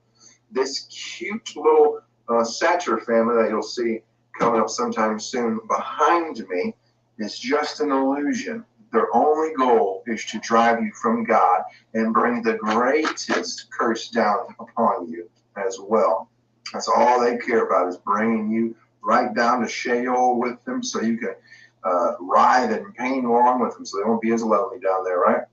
Esau was cursed for the same crime that brought the great flood, the same thing that made God destroy the entire earth by water is the reason that God cursed Esau's bloodline. So many people say, oh, well, how and why would God ever say he hated Esau? He's so mean. He's prejudiced, right? But that's not true. Esau made his own choices as men do. You know, so if you sit there and say, God's mean, but you don't make your own choice, you're not a man. Right? So we're preaching to men today. We're preaching to Bible believers today.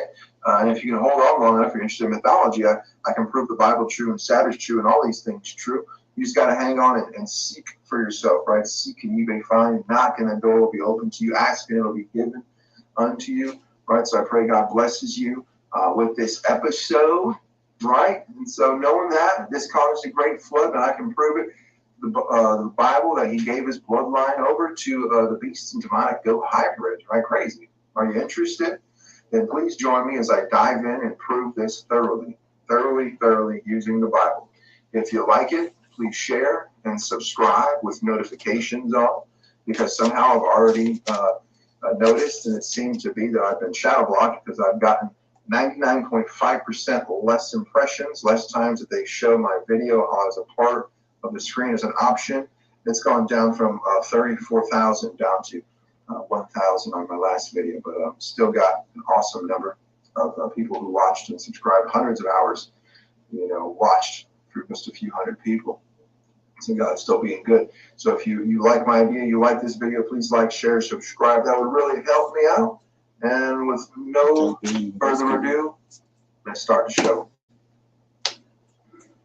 All right, we're going to start off with Romans 9:13. As it is written, Jacob have I loved, and Esau have I hated. And the big question is, why? All the atheists ask why. Why would God do something like that? Why would God be so mean? So that same scripture is in the Old Testament. So don't get it twisted. It's in Malachi. I read it earlier. The more Lord said, Jacob I love, Esau I hate. In Malachi. Even the Christians are confused as to why. But today I think I put together and prepared an answer that few have heard of, and will definitely explain the question more as to why. We're going to get into the fact that Esau surely degraded and destroyed his lineage by sleeping around with the Nephilim, letting his bloodline intertwine with the Nephilim, which God cut off before the flood. And there always have been, always will be a curse. And we're going to get into that. So we know that it started off with Esau selling his birthright for a bowl of soup, crazy enough. And that was only a shadow of how little he cared for Abraham. That was only a shadow of how little he cared for God, or Abraham's God. And it showed that he took his heritage, his purpose in life, as a joke, a complete joke, and as a burden not worth lifting. And Esau, we know, was a strong man. He was the hunter. He was the one always going out and impressing his father, bringing home the venison, and able to lift burdens. This is a burden he did not want to even try to lift. He wanted nothing to do with godly ways. He sold his birthright for nothing, And it's only a shadow of that life of his to come and his choices to come, because he would fulfill the disowning of his heritage by marrying Canaanite women. He would finish that which he started by marrying and having children with women dedicated to pagan gods. Crazy enough. As first pointed out in Genesis 26:34, when Esau was 40 years old, he took Judith, the daughter of Beri the Hittite, to be his wife, and Bashemath, the daughter of Elon the Hittite, and they made life bitter for Isaac and Rebekah. So as a reminder, we're going to get to the very exciting part. We're going to build up to it. So if you want to skip ahead, feel free to. But there's going to be a lot of exciting stuff in this detail as we build up to the sin of Esau, which is allowing his bloodline to sleep with basically satyrs. And I'll show you all the details for that in the Bible. So let's get off to an exciting start in this study. Let's check out Proverbs 5, where we'll start off. But first, let's think about the question and then the scene before us. Why exactly did God want Esau to marry a specific people? Why? What was God racist? Was God jealous? What was there something behind it? And of course, there was. And the difference was Canaan had fallen deep into idolatry. Remember, Canaan was cursed basically by his father Ham for whatever weirdness happened there. And they got involved in idolatry and false god worship. They had been out making myths, just like we have like Egypt and Mizraim, right? We have these gentlemen, but in the land of like Israel and surrounding areas, they're out there making myths and creating themselves into gods by spinning lies and forcing people to bow down at the edge of the sword. So they can't trick your mind, they'll force your body, is the way they felt. And as we started off with, and as we're going to develop into, they slept with entities that are biblically defined as Nephilim, a bloodline that survived post-flood, when the Benai Elohim, the sons of God, came down from heaven and chose their wives and had children with them, which were the giants of old, the men of renown, and that they were here before and after the flood, says the Bible. And so we're going to be developing that thesis, and it's not even a thesis, it's fully said and proven by the Bible. And so they slept with the Nephilim, they bowed down to false gods, they made false idols. And then what would they do once they got involved with these evil, wicked spirits? They started giving humans to the gods, throwing them into the fire, right? At an early age. I don't want to say it bluntly, but you know who they were throwing into a fire at an early age. And you know what I mean. They first bow down to El and Kronos and Baal / Zeus. El is Kronos, right? And Baal is Zeus, basically, right? And soon they gave up their children to the Moloch. And I'll put a picture here to show what he looks like. But this is what they decided to do with the gift that God had given them. The country they had given them is bow down to separate gods because they wanted to get involved in the sin that these gods put in front of their face. And it devolved straight into evil. Straight into evil. Said simply, when you deny God and righteousness, you accept Satan and his lies. And if you work evil and do evil, if you open yourself up to evil, evil will be opened unto you, right? And that's what karma is. So we have the human portion of Esau. I'm going to go back to Esau. The human portion of it is him doing these things, the choices against his family, the choices against God's family, per se, because he was getting what he wanted, right, for the time being. And then we see the spiritual side. We have the spirit of Satan focusing full effect on the family of Abraham, and his target here is Esau. See, selling his birthright for soup just revealed the character of Esau. He wanted what he wanted. All his life, his parents raised him well and strong. So strong, he decided he didn't need them or God to do his own will. He'd marry women who would do the vilest, most perverted, most evil of things, yet that venom comes back to bite you. And that's why God tells us in Proverbs through Solomon, the same Solomon who put his son through the fire and let altars to Baal be raised near God's temple in Jerusalem. This same Solomon, right, who said, vanity, vanity, vanity, because when you do these things, your life becomes worthless vanity. You get blown away by the chaff like the wind, but we don't know where Solomon is, if he made heaven or not, but he did do those vile things. He got involved in those vile practices. And so we're going to get over here and look at Proverbs 5. It's going to develop into, because we'll see in Genesis 36 that it starts off with Esau taking a woman from these satyrs, right? The son of Esau took a woman from these satyrs. So we're going to develop that. Let's start off here in Proverbs 5. My son, be attentive to my wisdom. Incline your ear to my understanding, that you may keep discretion, and your lips may guard knowledge. For the lips of a forbidden woman drip honey, and her speech is smoother than oil. But in the end, she is as bitter as wormwood, sharp as a two-edged sword. Her feet go down to death, her steps follow the path to Sheol or hell. She does not ponder the paths of life. Her ways wander, and she does not know it. Right? She doesn't even realize it herself, what she's doing. And that's only in some aspect, because, we have the spirits that are pushing, and they don't fully understand the reason the spirits are pushing them, what they assume that they do.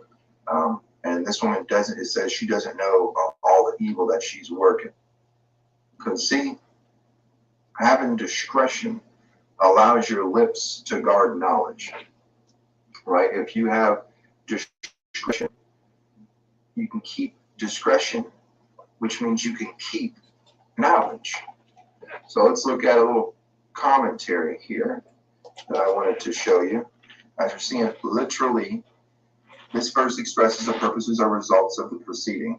The first is that thou mayest regard discretion, literally to guard reflection. In other words, that thou may maintain thoughtfulness, you observe good counsel, you set a proper guard over your mind, right? And control your thoughts, what comes in, what comes out, what affects you, right? And so restrain them within proper and legitimate limits, or form such resolutions which, being well considered and prudential, may result in prudent conduct. That doing these things, that taking an active part in your own thought process, your own mind, right? You end up setting guards over yourself, and you end up becoming a stronger, spiritually, mentally. This is what gives you health. Mentally, you're able to overcome things that you weren't before. And it's only with the grace and the gift of God that He's given you the power to overcome these things, or else your mind would succumb to them. Whether you believe it or not, your mind will succumb to evil, wickedness, to difficulties. Without God, there's no reason to stand. What purpose would there be to stand? Right? So as we look at this, what's it saying? So that your lips will speak right according to your consciousness, right, and not according to your lusts, not according to your emotions. Right. Your emotions don't always speak the truth, right? And in doing so, we will raise your mind, raise your thoughts. Yeah, that's one of those things I was talking about, how, unconsciously, subliminally, if you don't understand it, but you avoid lust. The system we in now, you running toward it like it's something good. You avoid lust. That's who these people are. But these senses over be amongst. That's contrary to the laws. You think that's something good, and then you implement that in your mate that you're looking for. No, you shunned. It says Abraham excused evil. He excused lust and lies. So all that's part of this culture. Running toward those things. And learn and know and understand how to speak knowledge, right? Raising that mind continually to get to the next level of knowledge, get to the next level of emotional understanding and how to control yourself. Because on the opposite side, it is no secret that hanging around deviance, as we saw the woman in Proverbs, as we're going to explain it more in Proverbs 5, as we see hanging around deviance, and some of us know from experience, it's no secret that at minimum going to remove you from learning anything of value. And that spiral that's involved with this woman whose footsteps lead to hell, that spiral that goes down, no human can reach that far down. You'll be gone before you get that far down, right? The face of sin is a mask. And when that mask is revealed, you're dead. And a lot of people don't learn that until they learn it the hard way, unfortunately. So with that in mind, let's get into the crazy stuff, right? The deeper sin of Esau. What a lot of people probably been waiting for, the bloodline of the Nephilim. Let's check it out. Click on over to, what do we have here? Proverbs number 9. Proverbs number 9. The way of folly. Verse 13, a foolish woman is clamorous. She is simple and knoweth nothing.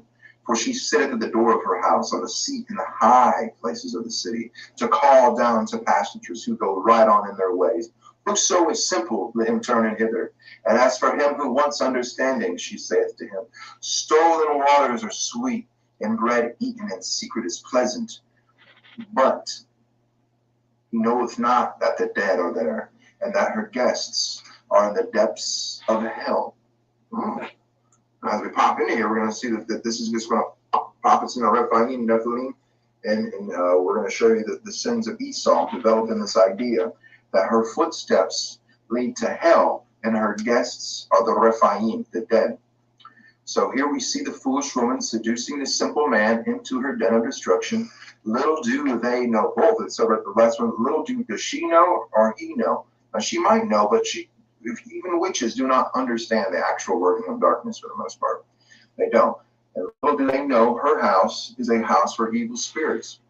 That word foolish, right, is the antithesis or the opposite to wisdom. Wisdom is spiritual and is spoken of in Proverbs as a woman, right? Proverbs, wisdom is a woman standing at the gates of the city, seeking and speaking and looking out for those who listen to her, right?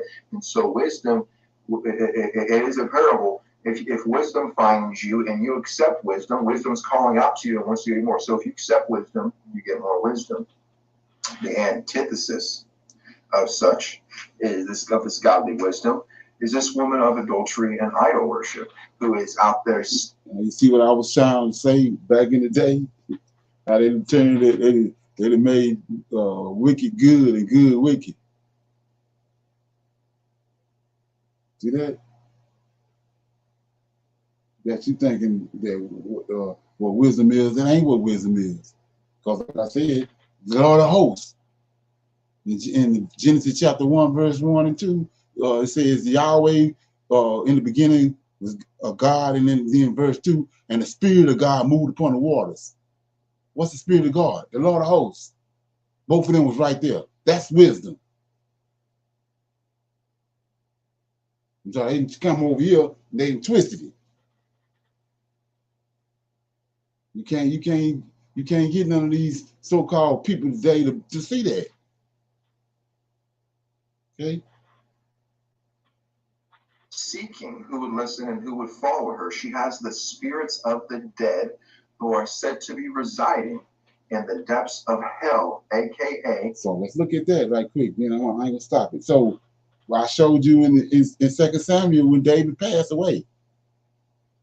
So he said those spirits are too strong for me. When my tongue cleaves the top of my mouth. When he died, his spirit left his body. The body was he didn't need the body no more because he didn't went through that cycle.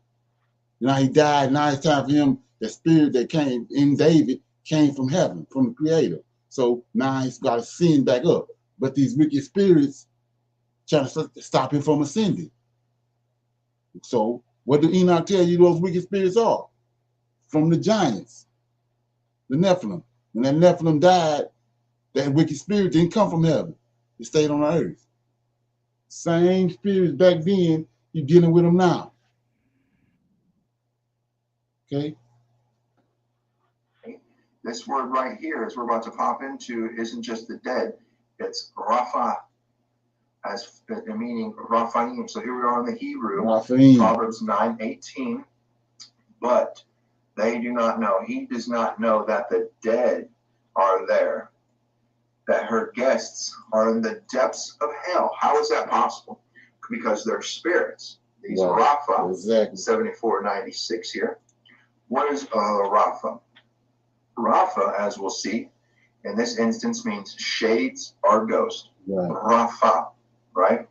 And as I point out here, every instance of Rapha in these verses points to an evil spirit that's in a negative place. It's not talking about your grandmother floating down from heaven, giving you, sweet little nothings in dreams. No, every one of these instances in the Bible, the departed spirits are trembling. Will the dead ever raise? Their tracks lead to the dead. It's not talking about the good dead, right? They're not talking about the good dead at all. And so if this Rapha is a departed spirit and it's negative and they're talking about it over and over, let's see who the Raphaim were, the ones who owned those spirits of the Rapha, right? And so one of the best places that gives us so much information is going to be in Deuteronomy 2. We have so much information that's going to be tying in our study. Right on top of that, look, this ties into our Castor and Mizraim study. We're proving that the children of Ham of the Bible are the ones who started Egypt and the god Ptah, right? And then because we're trying to tie in Castor, the son of Mizraim, coming from Egypt to go to Crete, and then coming to Philistines. And we know that if finding the names to them are going to identify who these gods really are in the Bible. And so to point out that verses that we've gone over a couple times, this is here. Yeah, so this guy right here has a video on his channel, Life, Travel, and Words, right? It's on what was going on in Egypt. I think I recommend you watch that. Deuteronomy 2:23, a similar thing happened when the Caphtorites from Crete invaded and destroyed the Avites, who had lived in villages in the area of Gaza. So they're the same as what? Well, they're the same as Esau and Israel, who were told by God, go ahead and drive these wicked people out of the land. And we're going to see that Esau did not kick them out of the land. No, he didn't. He actually bred with them and took them as concubines, which probably in some means slave, a premise, a concubine, right? We'll just leave it at that. And so let's go ahead and I'm going to read through this, and then we're going to start picking it apart. Deuteronomy 2:10. A race of giants called the Emites, the Amim, aka, had once lived in the area of Ar. They were strong and numerous, and tall as the Anakites, another race of giants. Both the Emites and the Anakites are also known as the Rephites, right? So here we go. The Bible is saying Amim and Anakim are the same as the Rephaim. And the Rephaim we're going to tie back, and I'll show you, we'll tie right back to the Nephilim giants from before the flood, and then Genesis 6 saying they were also after the flood, right? So the Amim and the Anakim are also called by the Rephaim, but the Moabites called them Emim. In earlier times, the Horites had lived in Seir, but they were driven out and displaced by the descendants of Esau. Esau on his way into his land, just like Israel on the way into their land from Exodus, right? In earlier times, the Horites had lived in Seir, but they were driven out and displaced by the descendants of Esau, just as Israel drove out the people of Canaan when the Lord gave Israel their land. And just like when Israel and they came in, they had made mistakes, right? But the Moabites brought in those women, the Canaanites, in to sleep with them. So Israel made the same mistake as Esau. Okay, and Moses is bringing them, pushing them through, trying to get to the promised land, right? So we're going to skip ahead a little bit. When all the men of fighting age had died, the Lord said to me, today you will cross the border of Moab at Ar, and enter the land of the Ammonites, the descendants of Lot. But do not bother them or start a war with them. I have given the land of Ammon to them as their property, and I will not give you any of their land. That area is once considered the land of the, I'm going to call them the Eames, the Rephaim, who had lived there, though the Ammonites called them Zanzumim. We'll see that in Genesis 14, that name.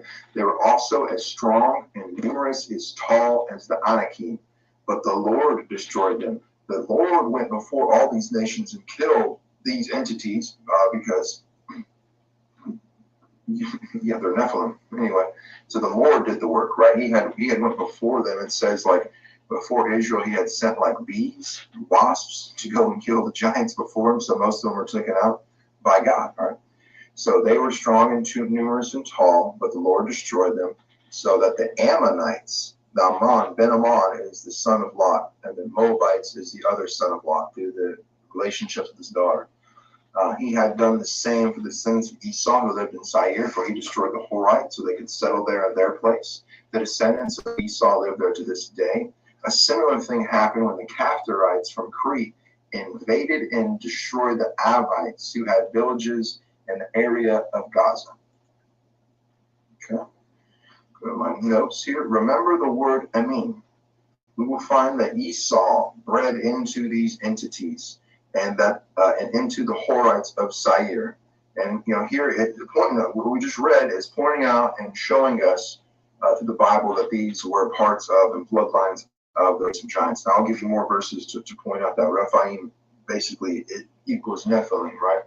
That'll prove to you that these are the Genesis bloodline 6-4 giants. Later on after the flood, as the Bible said they would be. Okay, and we're going to keep developing that. So let's talk about where we are geographically. I think that'll help a lot. The river R, right? So it says today you will cross the border of Moab at R. The river R divides Moabite land on the south side of the river from the Ammonite land to the north.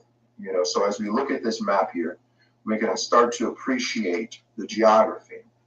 The area of R can be defined as pretty large, basically like the modern day Jordan. Now to the south of Moab was Edom and Mount Seir of the Horites, the land and the people that Esau took over right here. As we see here, the Amim, in the verses, we see that the Amim lived in Seir. The Amim lived in R, right? So that's a huge chunk of land that they lived there. And so as we're looking into the sin of Esau, this people, this intercourse, right? This is what defines the great sin of Esau. This is what really it meant when he sold his birthright, because this is what you're not supposed to do, right? This is what the people of the curse do. All right, Esau is going to do more than just as in, say, verse 12, where it says drive them out. We'll see soon in Genesis 36 where they interbreed. As far as the Rephaim go, King Og and most likely Sihon were Rephaites. Og was probably 13 feet tall and maybe a foot or so taller. He was a Nephilim giant according to Scripture. And he couldn't even taller than that, so the world cubit is 18. I think Egypt has it coming in around like 20 inches. So that'd be 20 inches times, I forget how many cubits was in his bedstand, divided by 12, and you get something like 15 feet. And so I just took off some, make your bed a little bit taller than you. But these were real giants, and also satyrs, as we'll develop. Okay, I'll show you in Genesis 36, where it says that Esau interbred with these giants. And then I want to pop to another page just real quick to show that these entities are related to the pre-flood Nephilim and their hybrid children from angels. So as we pop here to Genesis 36, like I said earlier, remember the Amim, the Emites, as it was saying over and over again. Okay, to point that out, we'll start at 12. And Timnah was concubine to Eliphaz, which is Esau's firstborn son. And she bare to Eliphaz Amalek, right? And we remember, if you ever read the Bible in the Old Testament, Amalek is one of the nations, the first nations that come against Israel when they come into the land. So who is this Timnah, right? It says Timnah is the one who was his concubine. Every one of them else says that his wives, but here we have one being called his concubine. And so we scroll down here and we see, and the children of Lotan were Hori, Hamam, and Lotan's sister was Timnah. So who is Lotan? The son of Seir the Horite. And as I will show you in detail, Seir the Horite literally means a satyr, a goat devil, hairy man who lives in a cave.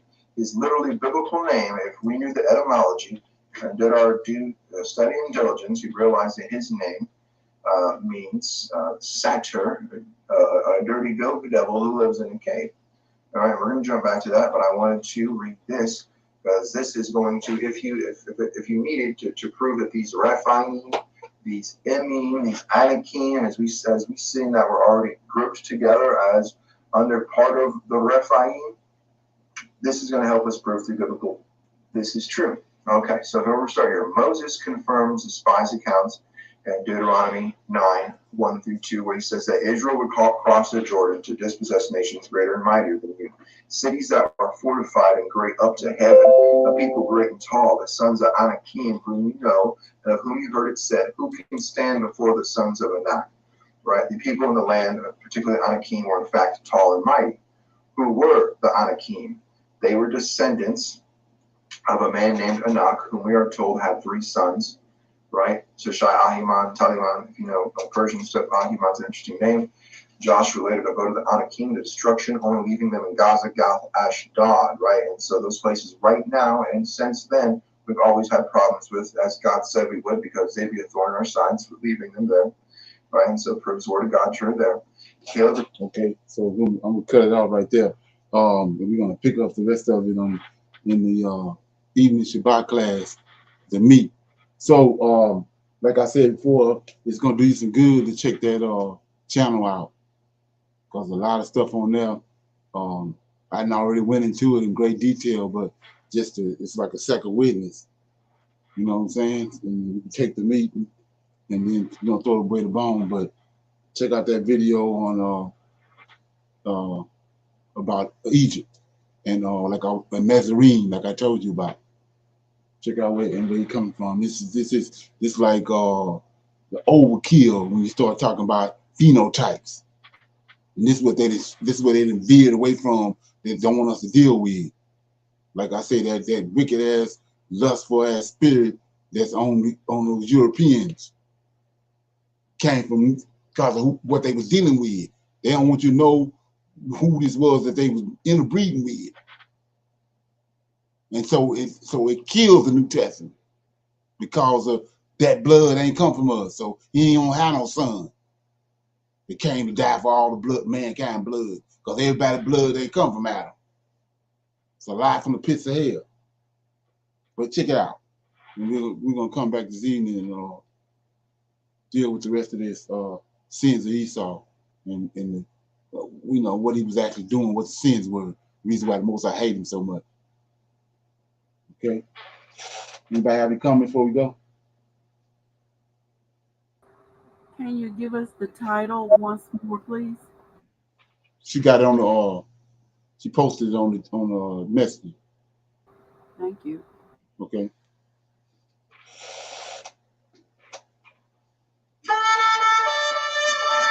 So I'm gonna say shalom, shalom, and another shalom. I see y'all this evening at 6.